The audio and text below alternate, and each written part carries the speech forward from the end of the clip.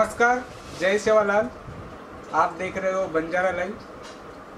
बंजारों के पूर्व सांसद तथा विद्यमान आमदार हरिभाऊ राठौड़ से बातचीत करने वाले हैं। ओबीसी बाइफरगेशन के संदर्भ में भी आप तकरीबन 20 साल से लड़ रहे हो, तो ये बाइफरगेशन होने के बाद ये जो तमाम जो समाज के घटक है उनको लाभ होगा इससे?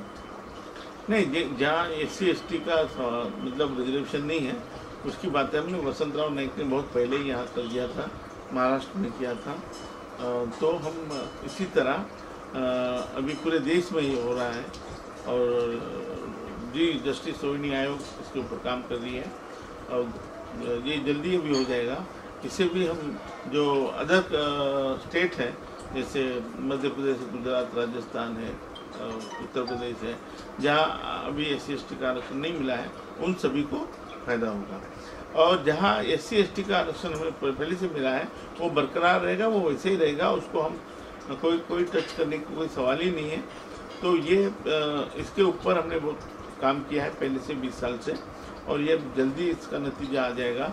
और इसी तरह हम पूरे कम्युनिटी, अदर कम्युनिटी जो है डिनोटिफाइड नॉमिनेट ट्राइब्स हैं, जो 12 बोलतेदार बोलते 18 पकड़ जातियाँ जो हैं, इसमें नाई, खाती, वाडी, लोहार, सोनार, सुतार, धोबी, तेली, माली, कोली और इसमें और भी उत्तर भारत की जो कहार, कश्यप लोग, पाल, बघेल, राजभर, प्रजापति, कंकाली, सपेरे वगैरह ऐसे छोटी छोटी जातियों को इसका लाभ मिलेगा और ये बहुत बड़ा क्रांतिकारक निर्णय है। ये जल्दी होने वाला है और इसके लिए भी हम सतर्क रहना चाहिए क्योंकि इसमें भी जो बड़े लोग हैं जो वेल ऑफ है वो विरोध करने की गुंजाइश है। ये एक दूसरा इशू चल रहा है महाराष्ट्र में जो क्रीमी लेयर का, और क्रीमी लेयर हटाने के लिए हमने बहुत पहले मांग चालू कर दी थी, वो भी फाइल अभी कैबिनेट में जाएगी। उससे हमारे जो महाराष्ट्र में एक क्रीमी लेयर लग गया है वो भी हट जाएगा।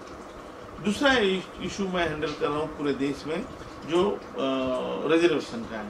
तो वो रिजर्वेशन का जो इशू चल रहा है रिजर्वेशन इन प्रमोशन, उसके लिए भी मैं सुप्रीम कोर्ट में गया हूँ और वो भी मामला चल रहा है।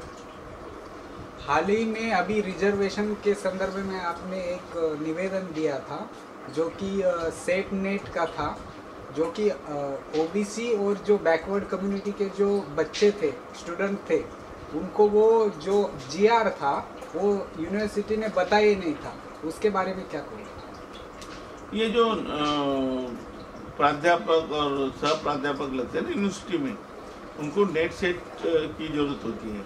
तो पहले क्या था कि नेट सेट के लिए 55% मार्क के क्वालिफिकेशन स्टैंडर्ड है, लेकिन SC ST के लिए 5% का रिलैक्सेशन था, जिससे कि 50% में भी SC ST के बच्चे अगर पास हो जाते हैं तो वो प्राध्यापक के लिए, प्रोफेसर के लिए और असिस्टेंट प्रोफेसर के लिए क्वालिफाइड हो जाते थे। तो 2016 में हमने मांग की थी कि OBC के बच्चे हैं या DNT के बच्चे हैं, डिनोटिफाइड नॉमिनेटेड ट्राइब, उनको भी 5% का रिलैक्सेशन देना चाहिए। तो सरकार ने, केंद्र सरकार ने ये दे दिया है और इसको अभी लागू करने में जो दिक्कत जा रही है उसके लिए मैं प्रयासरत हूँ, क्योंकि इसमें जो इंग्लिश में GR निकाला गया है वो समझ के बाहर है इन लोगों के।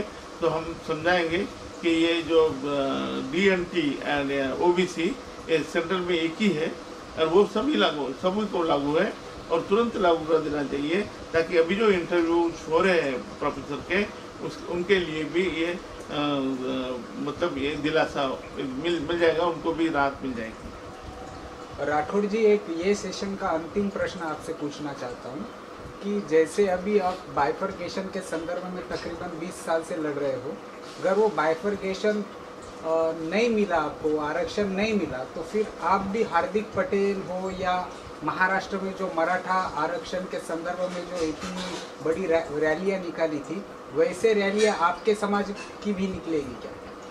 नहीं, मैं तो समझता हूँ कि ऐसी नौबत नहीं आएगी। कि जहाँ तक मैंने प्रयास किया था, मैंने हमेशा सोचा था कि मैं 10 लाख की, 5 लाख की रैली निकालूँ और तब सरकार के ऊपर इसका प्रभाव जाएगा। लेकिन मेरे राइटिंग में वो ताकत है जो मैंने लिखा और जो मैंने प्राइम मिनिस्टर को सबमिट किया, राष्ट्रपति जी को सबमिट किया, मेरे हाउस में मैंने बात रखा, मैंने प्राइवेट बिल लाया और मैं सबको समझाते रहा। तो इसमें यूँ समझो, मैं तो समझता हूँ कि ये बड़ा निर्णय लिया है मोदी जी ने, कि जो बड़ा हिम्मत वाला निर्णय है उन्होंने लिया है। लेकिन अब यह है कि हमारी लड़ाई सरकार से नहीं होगी, हमारी लड़ाई उन लोगों से होगी कि जो इसका मलिंदा खा रहे हैं 27%, वो विरोध करेंगे। इसलिए हमारी लड़ाई हम जो लड़ेंगे, तो मुझे लगता है कि इन लोगों के बीच में हमारी लड़ाई होगी। ये होने नहीं देंगे और हम चाहेंगे होना चाहिए। लेकिन इसी बीच अगर जिनको फायदा होने वाला है, मतलब हमारे समाज को जो फायदा होने वाला है, जो दबे कुचले हैं, वही इस बात को नहीं समझ रहे कि ये आरक्षण का बाइफर्केशन का मतलब क्या है। वसंतराव नाईक ने क्यों दिया था? वसंतराव नाईक ने यही बाइफर्केशन दिया, इसलिए हमारे महाराष्ट्र के लोग डॉक्टर बने, इंजीनियर बने, आज सारे प्रमोशन ले रहे हैं। जो भी हुआ है इसी बाइफर्केशन की वजह से हुआ है। वो बाइफर्केशन मैं जो करा रहा हूँ वो कोई अलग नहीं है। वसंतराव नाईक दिया तो उनको महानायक कर दिया, और मुझे कोई खलनायक करने की कोशिश कर रहे, तो ये गलत है। तो ये बात समझना चाहिए कि मेरे और मैं जो कर रहा हूँ इससे केवल बंजारों के नहीं, इसमें पूरे दबे कुचले 12 बुलितेदार सभी को, तो एटलीस्ट बंजारा अगर नहीं भी खड़ा हो जाएगा तो दूसरा समाज खड़ा हो जाएगा मेरे पीछे, मुझे विश्वास है। और जब भी पूरा समाज खड़ा हो जाएगा, जो ओबीसी में अभी आता है दबे कुचले लोग, तो हार्दिक पटेल क्या, उससे भी कई गुना ज़्यादा हम बड़ी बड़ी रैली कर सकते। हार्दिक पटेल एक कम्युनिटी को लेकर चल रहा है और मैं 1000 कम्युनिटी को लेकर चल रहा हूँ, इसमें बहुत फर्क है। इसलिए मैं उनकी तुलना तो नहीं करूँगा, लेकिन वो एक कम्युनिटी के लड़ रहे हैं और हम 1000 कम्युनिटी के लड़ रहे हैं। तो मुझे लगता है कि कम्युनिटी जाग जाएगी, एक ना एक दिन तो समझ जाएगा कि बाबा साहब अम्बेडकर ने हमें क्या दिया था। बाबा साहब अम्बेडकर ने 16(4) क्यों इसमें डाला, 16(4) का मतलब क्या है।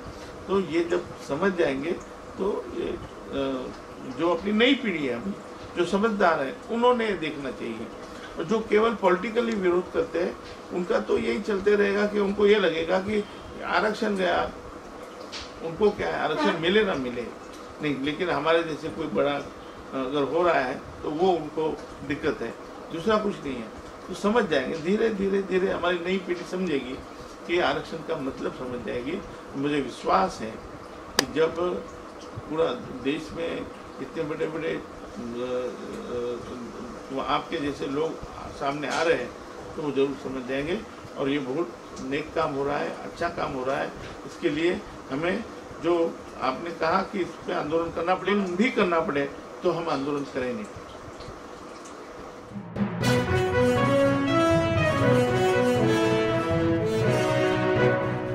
તનભરેર ન્યૂઝ अपडेट सारू सब्सक्राइब बटन और बेल आइकॉन प्रेस करो। रोजाना न्यूज़ अपडेट के लिए सब्सक्राइब बटन और बेल आइकॉन प्रेस करें।